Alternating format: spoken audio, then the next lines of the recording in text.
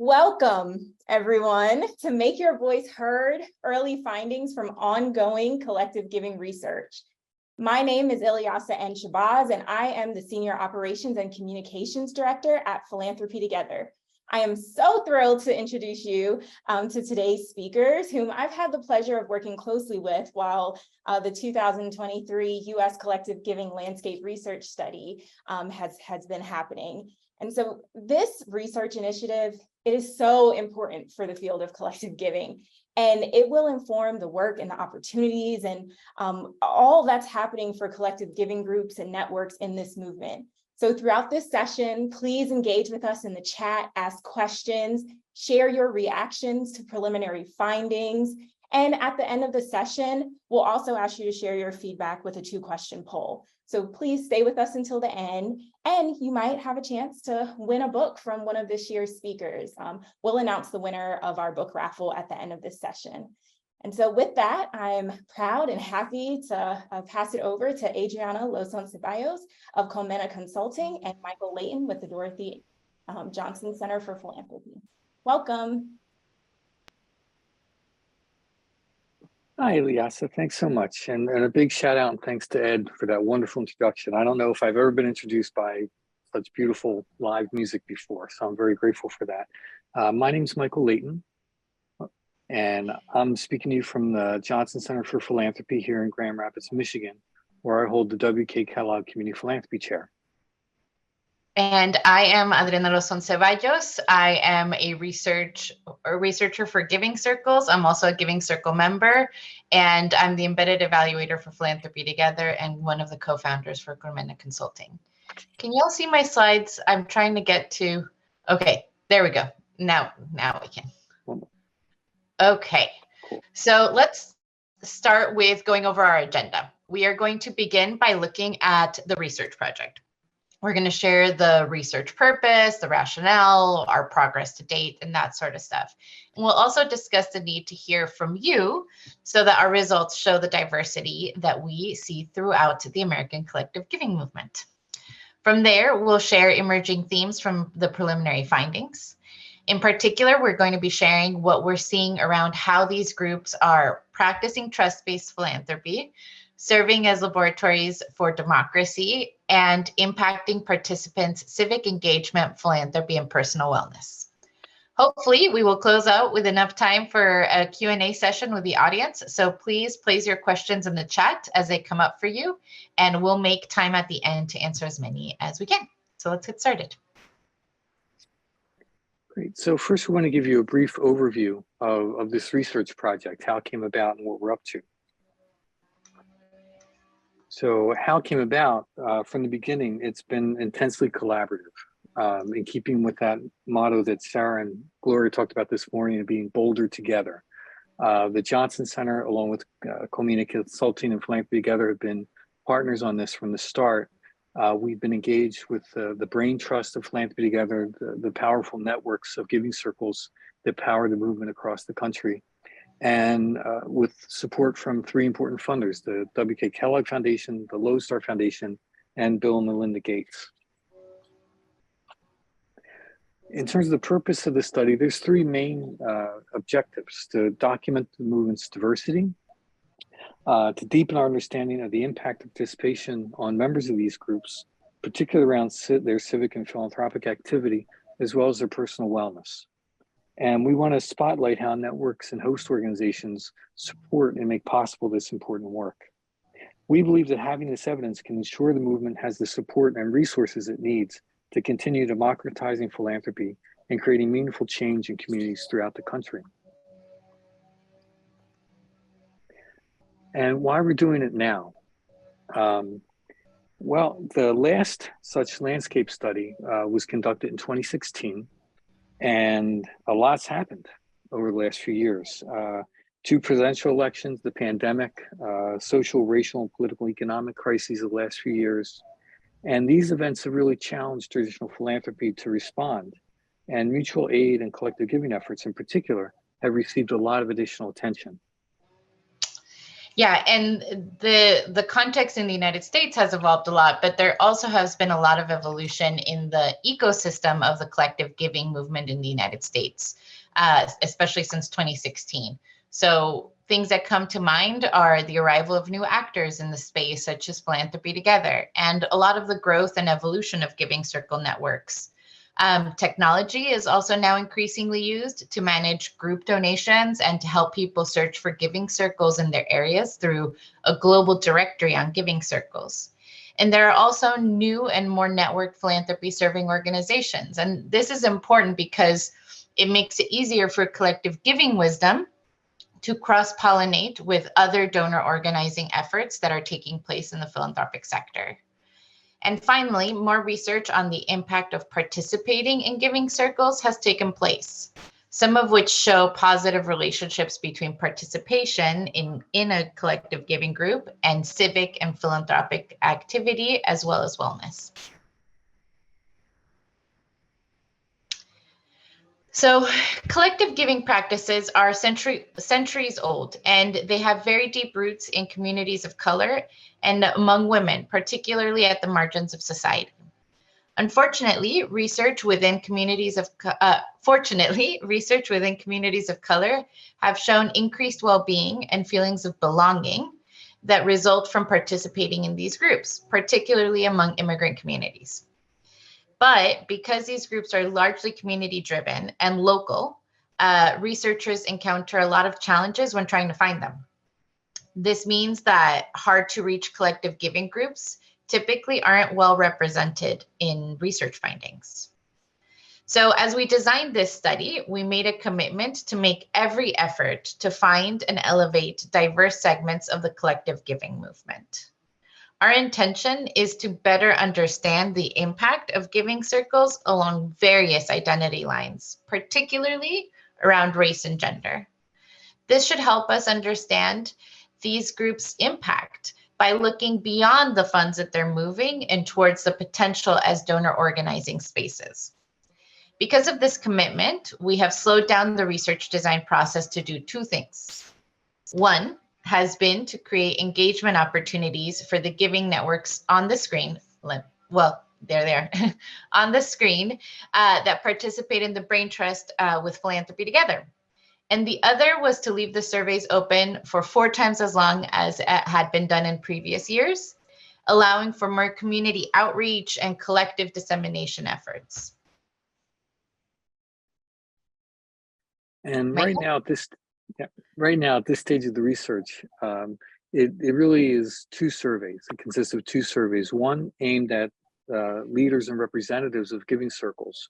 And in that survey, there are questions about the size of the circle, how it operates, and we'll share some of those findings, as well as the other survey, which is of members. And that looks, as Adriana mentioned, at things like philanthropic, civic engagement, as well as wellness. So from these QR codes, you can learn more about the history of the landscape study, our intentions, and further background on this particular piece of work, as well as links to take the survey and toolkits to promote the survey through your networks. And most importantly, we've extended the deadline of participation to May 31st, the end of this month. So there's plenty of time to get online and take those surveys and make your voice heard. Yeah, and we want to definitely thank all of the networks and philanthropy serving organizations and community foundations and women's funds that have helped us to disseminate this and try to find donors that will take the survey and show us the diversity that exists. So we have had a lot of positive responses. To date, we have received over 1,000 responses to the member survey and about 350 group surveys. And I think that these numbers really show how much our collaboration with other leaders and allies has been successful. We are really, truly grateful for everyone who has allowed us to spam their inboxes a little bit and request that they share this as much as possible. And we really need you all to continue to share it so that we can continue to get a diverse respondent data pool. So the map that you see on the screen is just one level of diversity that we're talking about. It shows the 3-digit zip codes from which we've received responses. One of our goals is to reach all the regions of the US, particularly since we can see from the data that we already have that there is a very strong local nature to these giving groups. So far, 1/3 of members of collective giving groups come from either the same city or the same county. And about 25% fund within their same city and 50% within their same county. Members come from the communities that are served by the organizations that they're funding. And most groups have said that they find organizations that they fund through their members. This all makes giving circles and other forms of collective giving groups really effective scouts for underfunded and overperforming organizations. And they're creating the change that they want to see in their communities. Funders of all types and sizes should be paying attention to who these groups are and who they fund in order to move more money to community-driven organizations. We want more representation of the country, so we can take an intersectional approach in the development of our findings. For all these reasons, we want to capture the diversity of all the voices in the movement, especially yours and the people with whom you express your generosity. Okay, so let's take a look at some of the exciting findings that we're seeing in the data that we've collected thus far. One important question for us is how are collective giving groups approaching their philanthropy through a trust-based values framework? Because we know this framework disrupts how philanthropy typically works. And that's been a through line of everything that we've heard so far today. So what is trust-based philanthropy? A great place to start to learn about this is Trust-Based Philanthropy Project. And if you haven't checked it out, it's worth looking up. As we heard from Gloria and Sara in the opening session, it emphasizes the recognition of inequity and the need to work for systemic equality. It aims to redistribute power, to center relationships, to be a partner in service. And by their nature, we believe the collective giving groups have these values built into their DNA. And so we wanted to dig into that. We think that this connection presents an opportunity to have conversations about how collective giving groups are living these values in their philanthropy. By linking trust-based philanthropy and collective giving conversations, we see the full power of these models and values to democratize and diversify philanthropy. In this way, collective giving groups serve as laboratories of democracy that are rebuilding social trust, an effort that needs to be sustained, replicated, and amplified. Yeah, and as noted on the slide, one of the core values behind this approach is addressing the power imbalance between those that give and those who receive funding. Many of us who have ever received a grant can attest to the fact that one way in which funders exert power is to give with strings attached. And for this reason, general operating support, we believe, signals and builds trust between funder and grantees.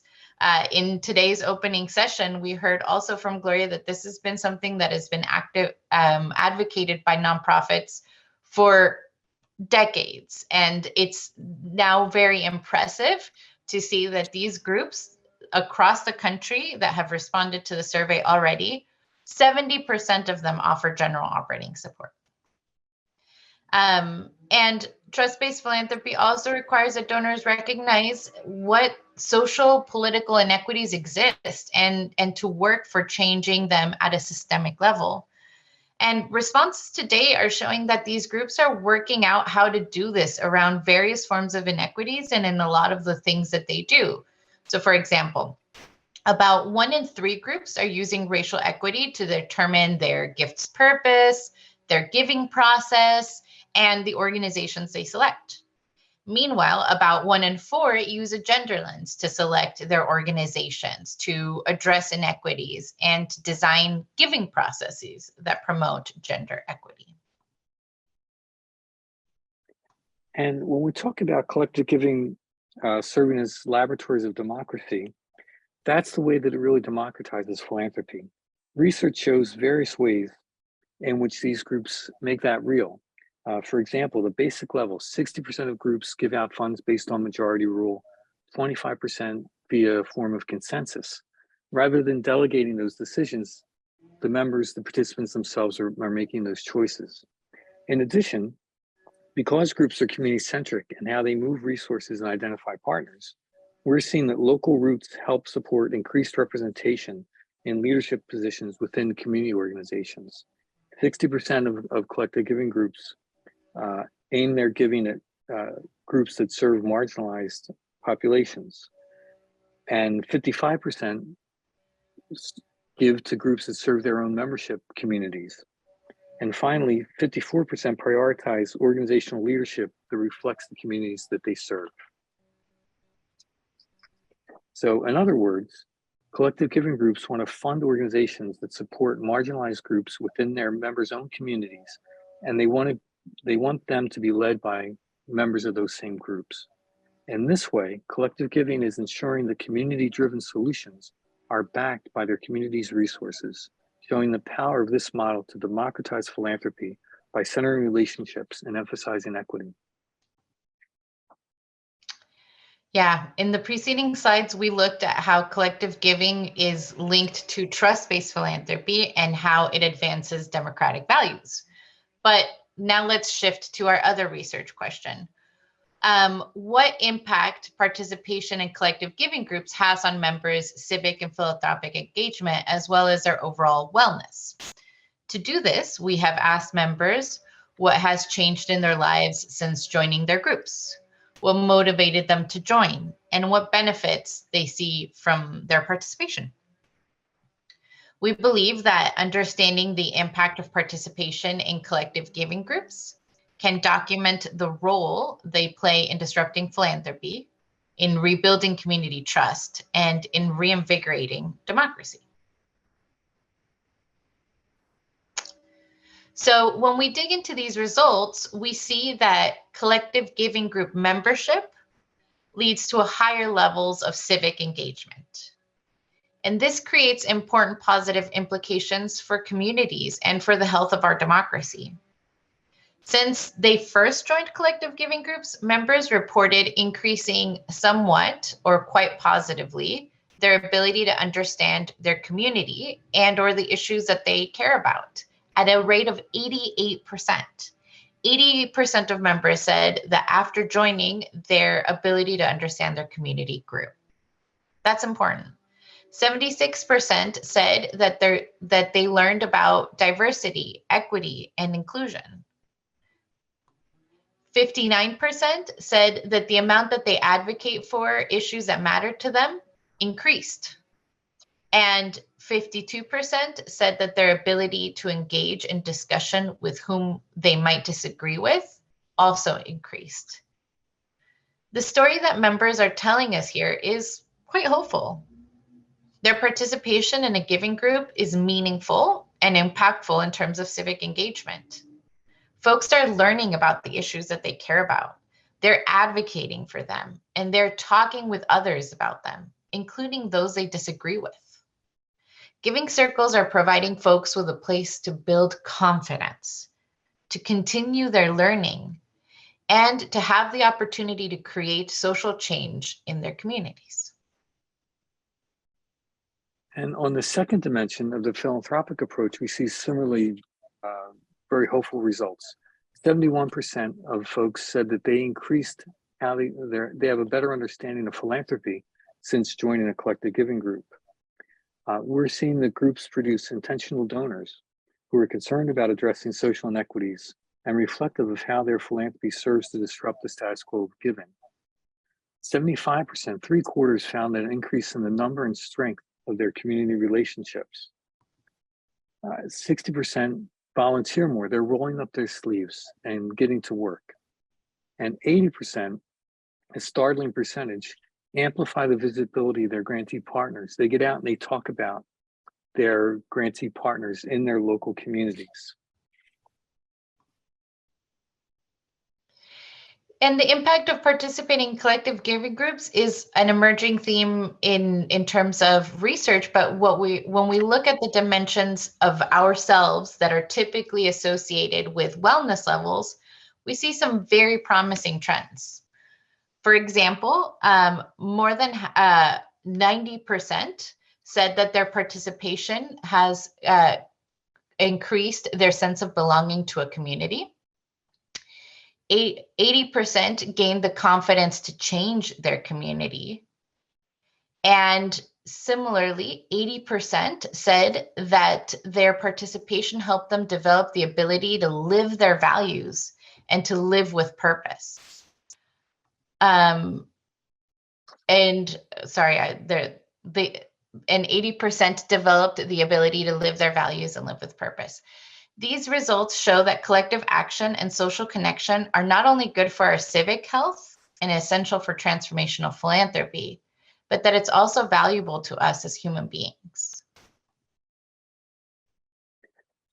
And previous research has left open the question of why people join in the first place. And are giving circles kind of welcoming places for people that are already engaged, or are they boosting levels of engagement? And what we're seeing is along those three dimensions of civic, philanthropic, and personal wellness, they correspond to the reasons that people join up and become engaged. In terms of reasons for joining, 80% join to give to causes, issues, and communities overlooked by traditional philanthropy. This was a big theme in the panels this morning. 78% work with others to create social or systemic change, and 3/4 to form relationships within my community. So these results suggest that people join collective giving groups seeking connections in order to promote positive change in their communities, and that giving circles are perhaps uniquely positioned to offer the ideal opportunity for philanthropic and civic engagement. As a result, this model can affect members' lives, regardless of how civically engaged they were before joining, how they practice philanthropy, or what their level of well-being was before they signed up. Yeah, luckily people are coming in to work with others, to move resources, and to connect with one another. And they're also reporting that these are the benefits.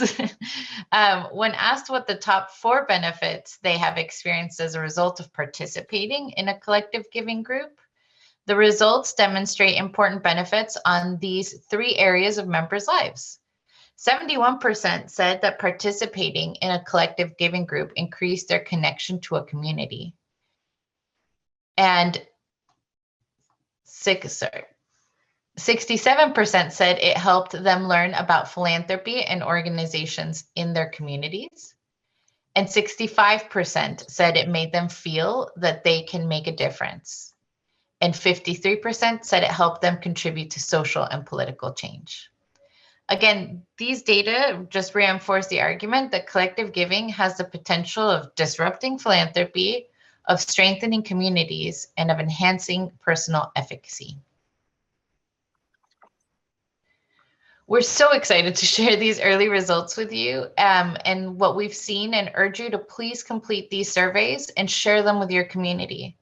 The demographics portion of both surveys is what's going to help us break down these and other findings along various aspects of your identities, but only if we get enough of a sample size for each. And so we thank you for completing these surveys and for your help in making this collective effort to show the power of coming together to give. Now, I can't also see the chat since I've been sharing my screen and trying to multitask, but if we have any questions, we're happy to answer them. And we'll leave the QR codes on the screen so folks can start opening the survey on the browsers as we answer any questions.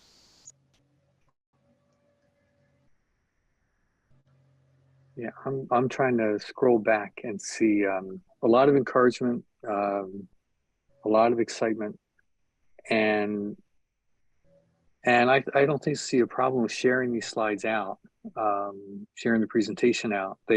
With the caveat that they are provisional. We're hoping to get more results, and so we could see the numbers change, so they have to be recognized as such. The deadline for completing the survey is May 31st. So please do that before then. And Ilyasa, I'm going to ask you, but if we don't have other questions, I would love to encourage the people who are on the call to use this time to fill out the survey. Thank you, Darlene. Yes.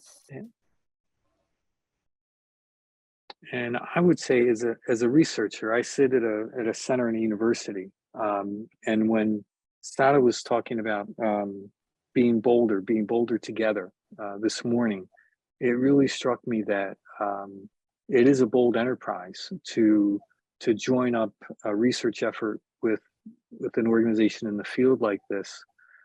As a researcher, to take that step across that threshold and join the field and think critically about what research, the impact that research can have, and to be in dialogue with practitioners about undertaking this study. And likewise, for an organization like Philanthropy Together, the members of the Brain Trust and Giving Circles, to put their rhetoric to the test, to really, the claims are made about how philanthropy, how collective giving democratizes philanthropy, how it impacts communities, what it means for people to participate, and to test out the rhetoric and the claims and see if it bears scrutiny. It takes courage to do that. It's a bold move, and I'm honored by the collaboration that we've had, weekly, monthly meetings, sometimes more than once a week, to talk about the survey design, to talk about how we disseminate this. And now that we're getting results, to talk about how we understand those results and how they can be made useful to the field. For example, those reasons for joining. One thing you didn't see is that one of the lowest ranked reasons that people sign up for collective giving groups that surprised me was this idea that they wanted friends. It's not, although friendship is a great byproduct, the thing that drives people into collective giving is a concern for their community, a spirit of generosity, a desire to see positive change. And the friendship is a happy byproduct of that shared purpose. And that result, frankly, it surprised me, because I would think you would lead with friendship and brownies, because that gets me into groups. And instead, people sign up and they join for this work because of its meaning for their lives and the lives of their community. Yeah, no, thanks for sharing that, because I'm seeing two questions in the chat. And the second one is, what about the results is surprising you right now? And the first one is how these results compare with what I saw in my research of the Latino Giving Circle Network. So I'll start with the results, what's surprising, since Michael teed that up. I think what was surprising to me was to see how low the number was of people who said they got no benefit to their civic, philanthropic, or wellness from participating in a collective giving group. Out of 1,000 people, it's less than 1% said no benefit, like there was no impact. And when you really think about that, it just shows you that people are this isn't having a neutral effect on the participants. It is making our community stronger as a result, because it's strengthening us as a community. And then how do these results compare? Just as background, I finished my dissertation on the Latino Giving Circle Network that's hosted by the amazing Latino Community Foundation, who I just absolutely adore. And the difference, I would say, one is in this survey, out of 1,000 people, only 20 Latinos have submitted it. So if I'm honest, I'm very scared that we will again be missed, and that we can miss the visibility that these collective giving groups give to their grantees and to the issues that their members care about. And so when I have spent like years with the Latino Giving Circle Network and in doing that research, I'm always so impressed at the power of these groups to find and fund and Latino-led organizations that have shoestring budgets that are doing amazing work, and the level at which donors are rolling up their sleeves to just be like, what do you need? What can we get you? What can I give you? And I think that that would be something that I'd be really sad to not be able to use in this research. But I am also very excited to see that when I did my dissertation, we wanted to really start from and center Latino philanthropy, which is something that exists beyond, through, over these borders that divide the continent. And the reality is that if we understand the transnational roots of Latino giving, we really see the power that comes from organizing our philanthropy behind an identity. It's very powerful. And so that has been something that I thought may only be with the Latino community. And the more I see the research, the more I see that starting the research on Latinos now allows us to see something among the wider movement. And that's very exciting to build on our contribution to this research. And there's a third question. Michael, do you want to take that one? Does a type or model of the giving circle impact these cool results that you're finding? I recently heard that there are very different models out there. That is something that we really won't dig into until we get all the results. One of the things we wanted to try to capture when we talk about the diversity of the movement, the diversity of the membership, the groups from which people come and their faith traditions really matters, but also the models that are employed. And we've had some give and take in people asking this sort of question about the different models that are out there. You got to tune in the fall when we roll out the final report, I think, to really offer a more substantive answer to that question, because our senses, our intuition, or anecdotally, is that different models of giving, different models of collaboration and collectively organizing generosity have come about. But we're hoping that the data will capture that. We tried to frame the questions in a way that could capture those types of groups beyond the traditional giving circle model.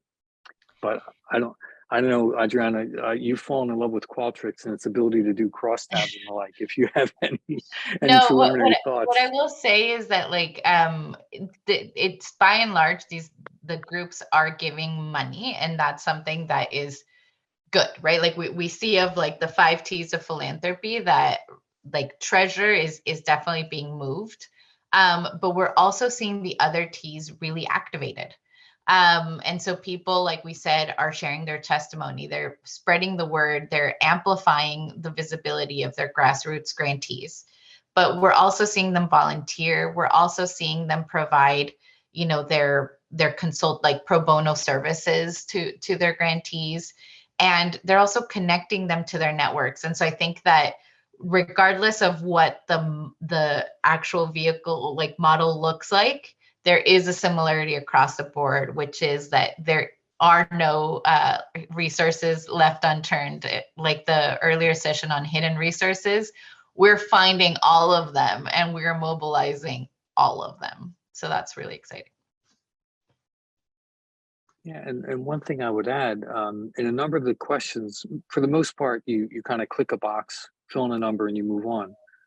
There are opportunities to make comments and to talk about other ways that maybe aren't captured in the questions. And we really value those comments, and we've read them, and they will really help inform the report and give us a sort of touch point, incorporating the full voice of the people that are answering the surveys. And so again, a huge word of thanks to Philanthropy Together for this wonderful partnership. I can't say enough good things about Adriana, my partner in this, and a special note of thanks. I think everybody got this card in your packet. And so Philanthropy Together is just every angle, every way they can think about this. They've been trying to promote participation. So if you didn't check the QR code, didn't capture the link, if you empty out your envelope that you got for the We Give Summit, you'll still have a way to participate as easy as can be. So thanks so much. Thank you so much. And I'm seeing in the chat that there's a question about like, is impact investing also considered? If it's a collaborative, like if it's a collective, yes, we really are looking at folks that are moving money collectively. So thank you for having folks complete it at your organization. All right, Ilyasa, handing it back to you. Yes, thank you so much, Adriana and Michael. Hearing, where we are in the research, like, and these findings, it's exciting. Like in some ways, we're now seeing reflections of what we've heard from the field, as you said, collective giving groups. They're breaking down the power dynamics between who gives and who receives. Collective giving groups are giving more than just dollars. They're giving their time, their testimony, their tithes. And that one finding so far that more than 80% are raising the profile of the partners that they support. Like that is, I know that's why I feel so called to this work, and I love seeing that it's being reflected in the data. And so I'm also hearing that we have work to do, y'all. Like we have work.